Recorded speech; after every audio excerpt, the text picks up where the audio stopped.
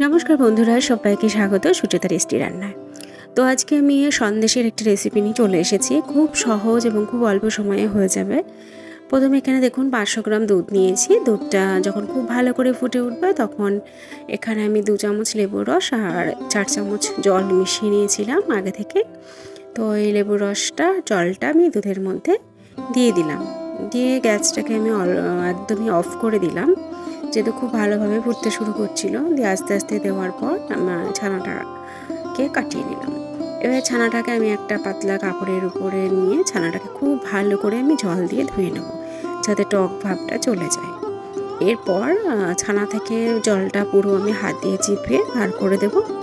দেওয়ার পর আমি ছাকনার উপরে কিছুক্ষণ রেখে দেব, যাতে বাকি জলটা বেরিয়ে যায়। অন্যদিকে আমি এখানে 750 গ্রাম দুধ ছিল, সেটাকে জাল দিয়ে একদমই 200-250 মতন করে নিয়েছি। ফুল ফ্যাট মিল্ক ছিল এটা, দেখতেই পাচ্ছেন আপনারা উপরে ঘিটা ভাসছে। তো এটাকে আরও তাড়াতাড়ি ঘন করার জন্য আমি অল্প একটু পাউডার দুধ দিয়ে দিলাম। এটা অপশনাল, নাও দিতে পারেন। দিয়ে আমি ভালো করে গুলে নিলাম দুধের সাথে। আর এদিকে ছানাটা জল পুরো ঝরে গেছে, দেখুন খুব সুন্দর নরম হয়েছে। এটাকে হাত দিয়ে একটু মেখে নেবেন, তাহলে আর একটু নরম হয়ে যাবে।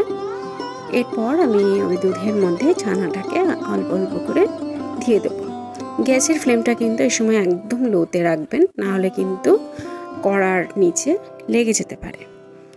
আর খুব সাবধানে নাড়াচাড়া করবেন, কারণ এই সময় কিন্তু ছুটে ছুটে বাইরে পড়ে।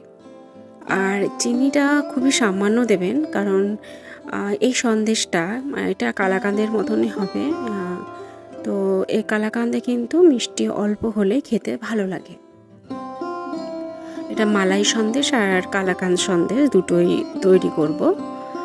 তো যে পাত্রে আমি এটাকে ঢালবো সেটাতে একটু ঘি দিয়ে মাখিয়ে নিলাম।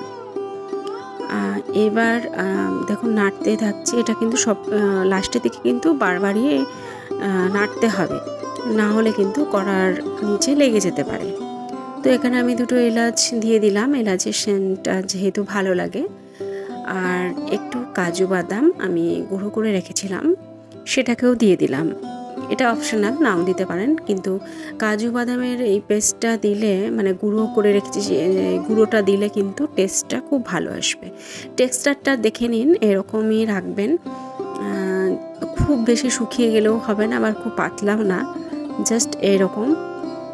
এইভাবে থালায় কিংবা যে কোনো পাত্রে ঢালার আগে একটু ঘি ব্রাশ করে নেবেন, নিয়ে এভাবে রেখে দেবেন। কিন্তু এটা আস্তে আস্তে শুকিয়ে গেলে কিন্তু শক্ত হয়ে যাবে। তো এটা কিছুই না, এরপর আপনি এটাকে ফ্রিজে রেখে দেবেন 1 ঘন্টা মতন। তারপর এরকম করে কেটে পিস পিস করে বানিয়ে নেবেন, তাহলেই দেখবেন কালাকাঁদ রেডি হয়ে গেছে।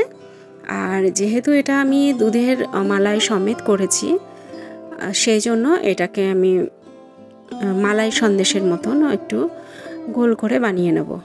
দেখুন আপনারা যেভাবে খুশি বানাতে পারেন, গোল করেও বানাতে পারেন কিংবা কালাকাঁদের মতোও রাখতে পারেন, খেতে কিন্তু ভীষণই টেস্টি হয়।